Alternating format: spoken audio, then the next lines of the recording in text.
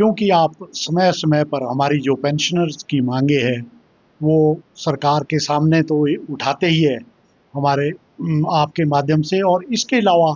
जो आपके माध्यम से पूरे प्रदेश में हमारे पेंशनर्स में जो है हमारी जो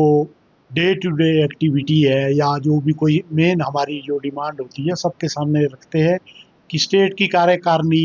जो हमारी डिमांड्स है उनके लिए क्या काम कर रही है, ये आप मुद्दे हमारे सबके सामने रखते हैं। हमारा जो पेंशनर वेलफेयर एसोसिएशन है आप जानते हैं ये नॉन पॉलिटिकल है। जो भी सरकार पावर में होती है हम उनसे उनके सामने अपने मुद्दे रखते हैं और अपनी बातें रखते हैं। साथियों, जैसा कि आप जानते हैं हिमाचल प्रदेश का जो हमारा 6th पे कमीशन था और सेंटर का 7th पे कमीशन था वो 2016 से लागू हुआ है, पर उसके जो ड्यूज़ है अभी तक जो हिमाचल प्रदेश के कर्मचारियों को और पेंशनरों को पूरे नहीं मिले। पिछली सरकार के दौरान भी हमारे को सिर्फ 50,000 रुपया ही मिला था और 20% उन्होंने उस टाइम घोषणा की कि इनको 20% मिलेगा, पर उसमें राइडर था 50,000 का। और ये गवर्नमेंट भी जब से आई है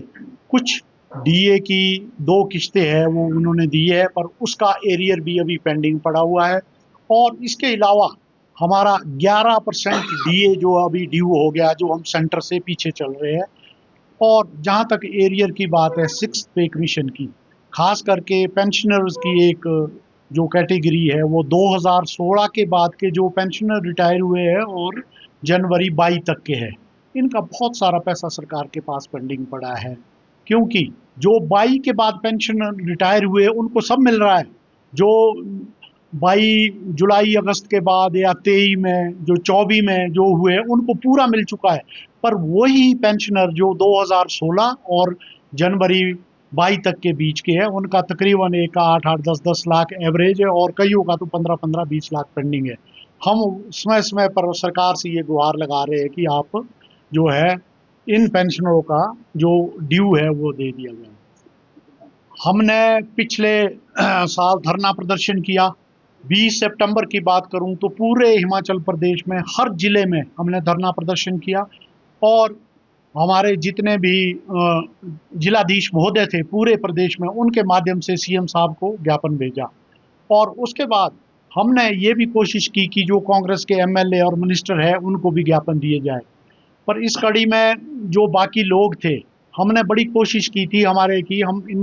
इनके सामने अपनी बात रख सके और जो हमारा ड्यू है, हम ये डिमांड नहीं बोल रहे, जो हमारा पैसा सरकार के पास ड्यू है वो जो है हमारे को पैसा जो है सरकार दे। तो हमारी 3 दिसंबर को मंडी में स्टेट एग्जीक्यूटिव की एक मीटिंग हुई थी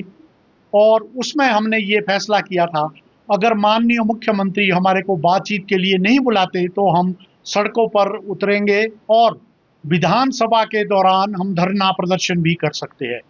पर आज माननीय मुख्यमंत्री ने हमारे को जो बुलाया और जो आज बातचीत हुई, अगली डिमांड और अगला एरियर के बारे में तो बात की बात, पर जो सबसे बड़ा मुद्दा आज जो हमारे पेंशनर के सामने था कि जो पेंशन है और सैलरी है वो पहली तारीख को पड़ जाती थी, पर हमारे 4 जिलों में अभी भी, जिला कांगड़ा, जिला मंडी, जिला हमीरपुर और जिला ऊना,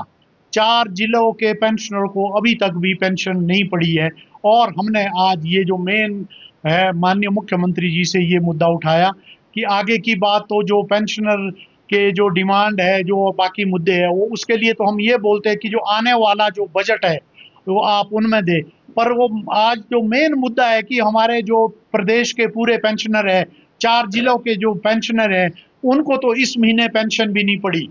तो ये बहुत बड़ी जो हमारे पेंशनर जो है पूरे प्रदेश में बहुत रिजल्टमेंट है और उम्र के इस पड़ाव में जो हमारे पेंशनर है वो सड़कों पर उतरने को भी तैयार है।